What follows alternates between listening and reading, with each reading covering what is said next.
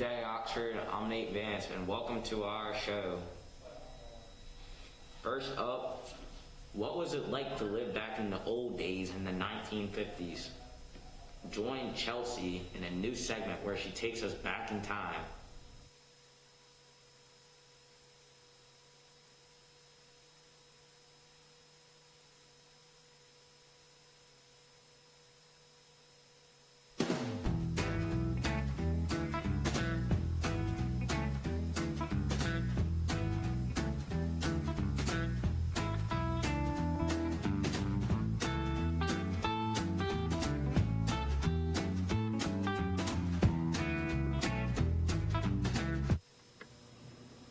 You've probably learned about the aftermath of the war. It was horrible. Well, it's 5 years later. Hi, my name is Chelsea Roberts, and I'm going to be taking you back in time to the 1950s. Since I'm a teenage girl, I'll be telling you about the different fads in school, what we learned, and how we should act. I love talking to my friends on the phone. I use my rotary phone. In order to be able to talk to my friends, I would call the 5-digit number that used to be right here. I would be able to talk to the operator, and then they would send me to my friend's line. If they were already on the phone, well, I would hear this sound. And you had to call If I dialed the wrong number, there was no going back. I had to hang up and redial the number all over again. Kind of annoying. Well, there is no such thing as walking around phones. That's something in Star Trek. It's very futuristic. In fact, I would have to carry dimes with me, and when I go to the phone booth, I would find boys stuffing themselves inside to see how many that they can fit. The life of a teenager? Well, the fun stops after high school. We go out every night. We go to diners, sock hops, and listen to music, or go to the drive-in. I even like taking pictures on my Polaroid 800. It is a 1957 camera. And they don't make the film anymore. Speed 3000, if you were wondering. Our life at home, well, we have to obey rules, obey the authority, and we have to control our emotions when we're out. It's kind of hard to do. We also have to fit in with the group. Unlike the 2000s, today, it's very frowned upon. Our families raise girls to do chores. We wash clothes, cook food for our families, and we can't go into a men's profession. The boys always have to wear nice clothes. They're always looking for stuff to work on, and they have to follow in their father's profession. If they don't, who knows what might happen.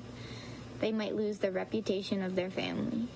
Well, I'm going to send you back to 2021, where you're going to find differences between the future and welcome back to 2021. I'm going to tell you about the changes between the 1950s and today.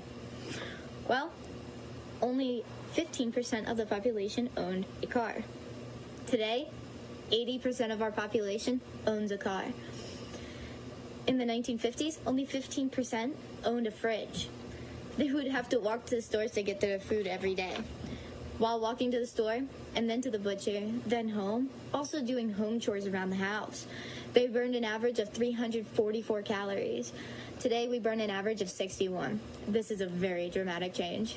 Well, see you next week on Walking Through the Decades. I'm Chelsea, signing off.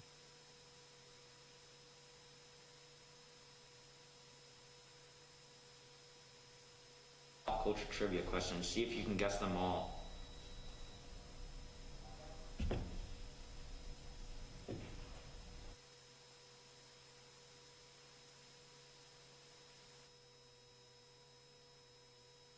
Hi, and welcome to the second trivia segment for this show. Today's trivia will cover all things Harry Potter. Similar to the last trivia segment, there will be 6 questions, so let's get started. Number 1. What is the name of the school that Harry Potter attends? Question 2. How many Hogwarts houses are there? Question 3. What are the names of Harry Potter's 2 best friends? Question 4. In which book and movie does the Yule Ball take place? Question 5. What form does Harry Potter's Patronus take?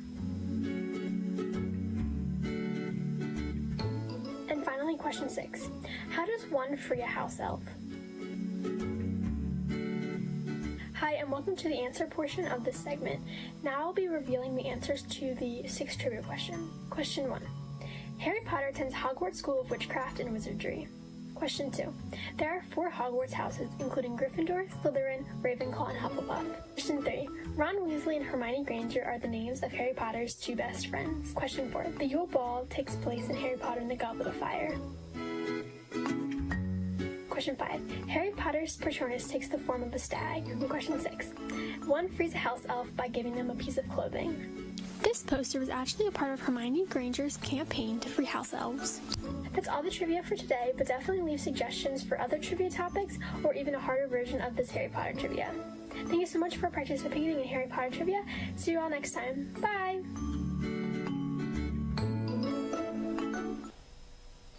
Alright, thank you, Riley. And next, have you ever wondered where the phrase Pandora's box comes from?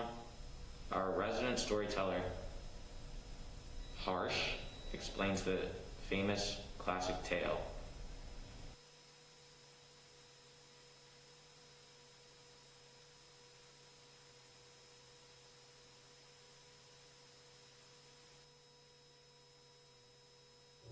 Pandora's box from Greek mythology. After Prometheus gave the fire to humans, Zeus decided to take vengeance. He ordered Hephaestus to create the first human woman out of soil and water. Each god gave the woman a gift. Athena gave her wisdom, Aphrodite beauty, Hermes cunning, and so on. The name of the woman was Pandora, meaning all gifts in Greek. Zeus gave Pandora a jar, warning her not to open it under any circumstances, and sent her to Prometheus' brother, Epimetheus. Prometheus had warned his brother not to accept any gifts from Zeus.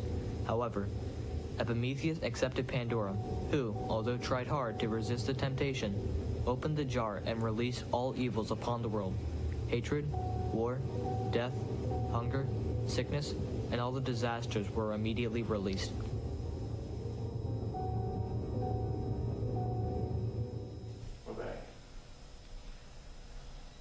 Next up, and a few friends and I decided to talk to the students and faculty here at the high school to find out their favorite musical artist was. Here's what we found out.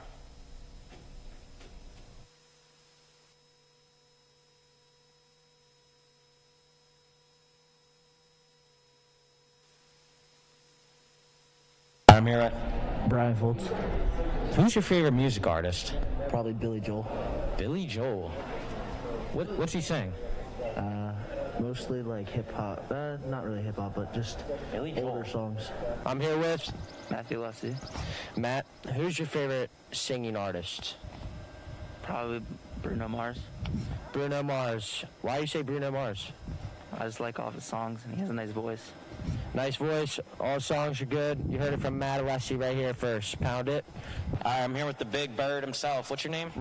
Landon Turk. Landon Turk. All right. Who's your favorite artist? I really don't have one.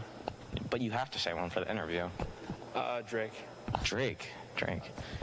One of the best of the decades, honestly. I'm gonna have to agree with you on this one. Pound it. Noggin. I'm here with Dom.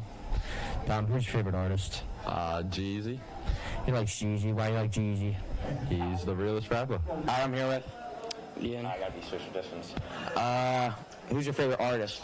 Probably Lil Uzi Vert. Why? Because why? I just like him. I'm here with Noah Bonk. Noah. Who's your favorite artist? Grant McDonald. Who is Grant McDonald? A country singer. That's the truth. I'm here with William. William. Your name's Billy, I thought. It's William. Anyways, who's your favorite artist? Polo G. He never misses. I mean, it's a good answer, but I'm more of a Kodak kind of guy. I'm here with. Maddie. All right, who's your favorite artist? Uzi. Why do you say that? Because I like his songs. I'm here with Robbie, aka the GOAT. Goat. All right. But anyways, who's your favorite artist? I have a lot of favorite artists. I just name one. Can I name my top Yeah, three? Top three, sure. Definitely got to go with Uzi, Uzi, okay. Lil Baby, Little baby. Lil Durk. Lil Durk. Lil Durk is trash. I'm here with. Carly, Mackenzie, Who's you guys' favorite artist singing? Harry Styles. I like Kendrick Lamar. Harry Styles and Kendrick Lamar. I'm gonna have to go with Kendrick because Harry Styles is garbage and I just don't like him at all. I'm here with. Eric Marshall.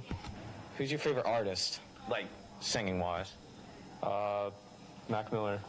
Mac Miller. Ooh, kind of garbage, but R.I.P. to the legend. I'm here with. Rocco, Rocco. Who is your favorite singing artist? Drake, Drake. Why Drake? because he's cool. I'm here with. Maven. All right, who's your favorite artist? Probably Polo G. OG, he never misses. Best around. I'm here with Clarence. Who's your favorite artist? Lil Durk. Little Durk. Why Little Durk? Because he's just a better rapper. He's a better rapper. You heard it from Claire first. I'm here with. Landon O'Brien. Who's your favorite artist? Lil Pump. Why Lil Pump? I just love his music. I'm here with Mr. Canada. Mr. Kennedy. Who's your favorite artist? As a musician, Yes. I don't really have a favorite artist. I like Pearl Jam. I like Nirvana. I like, I would say Chris Cornell. Now, I take that back. Chris Cornell. Look him up. Chris Cornell. Look him up. All right, I'm here with. Mr. Young. All right, we're here with Ben Young. Who's your favorite artist? Guy's name is Brandon Boyd. Who's that? He's the lead singer of Incubus. When did they play? Well, they still play, but I guess they started in the early 90s. Are they rock, rap? Or more rock.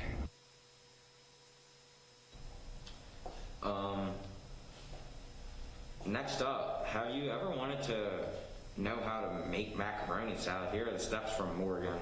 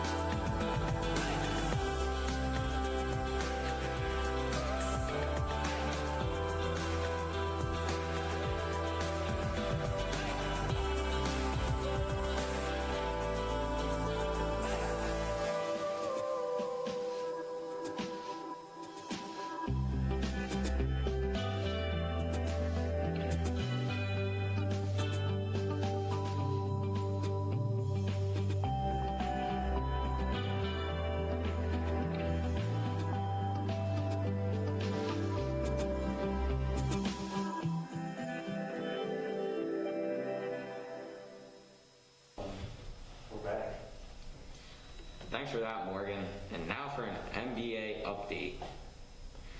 Days ago, the NBA season ended, and the ending was very interesting. The Lakers, who were last year's champs, will be in the NBA play-in tournament. They had a bad season because of lots of injuries. They will have to play the most likely MVP runner-up, Steph Curry, who has been leading the league in scoring this year. If they win, which they probably will, the Lakers, then they will get in and play the Phoenix Suns in the first round. Also in the play-in tournament, we have the Spurs taking on the Grizzlies. Spurs, they're honestly bums and will probably lose. That is on the west side.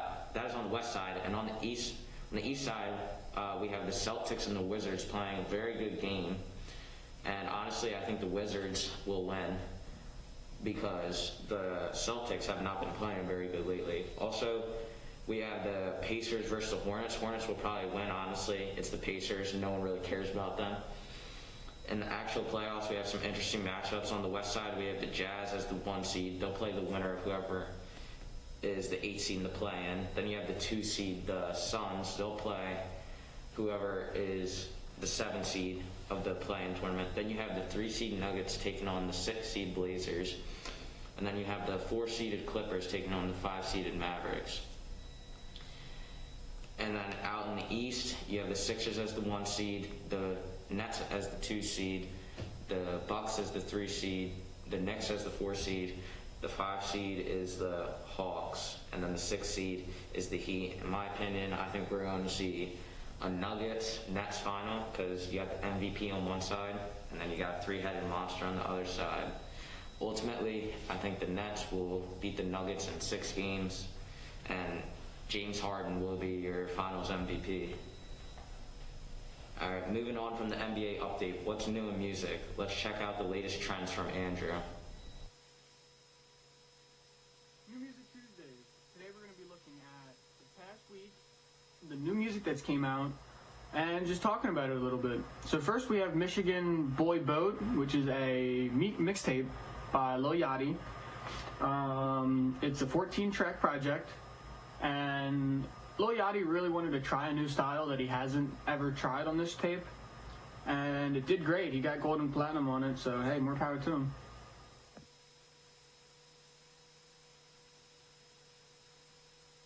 The next is Slime Language 2 by Young Thug, Gunna, and a slew of others.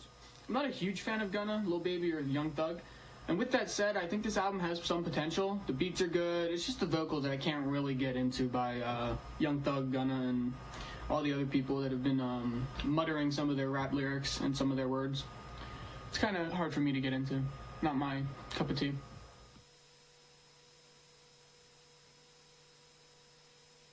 And lastly, we have the McCartney 3 Imagined, which is a Paul McCartney cover album that he put out about like a couple days ago. This album covers many of the songs that he made on McCartney 3, which is the project that he just released earlier this year. But this time it has features of like Anderson .Paak and way more people.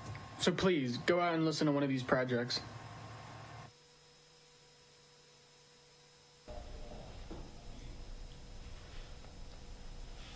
And finally, to wrap up today's show, do you love chocolate? Do you want a delicious dessert that is easy to make? In this segment, Emily shows us how to make chocolate chip bundt cake. Enjoy.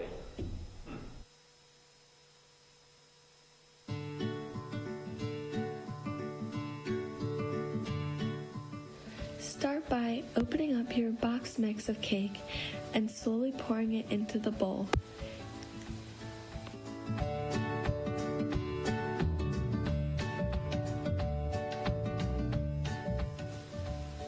Next, you're going to crack your 4 eggs, put them into a smaller bowl to make sure you don't have any shells in there, then pour them into your big bowl.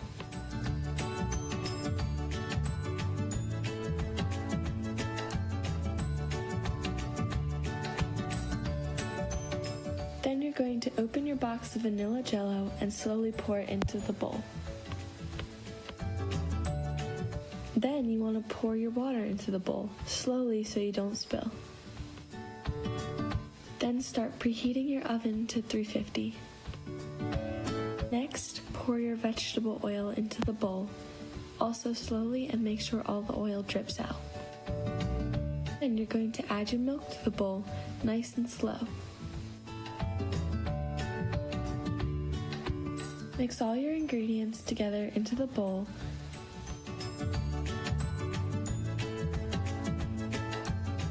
Sprinkle your chocolate chips throughout the bowl. Then sprinkle your jimmies around the bowl as well.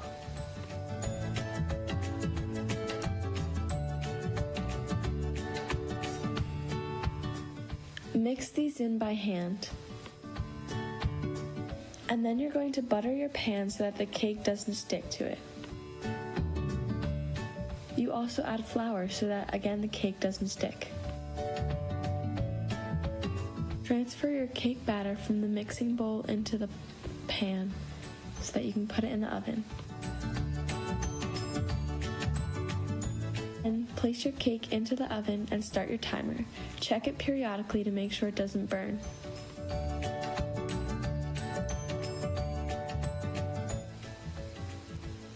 Take your cake out of the oven, place it on a plate, cut some slices up, and enjoy. That's how to make a chocolate chip bundt cake. Thanks for watching.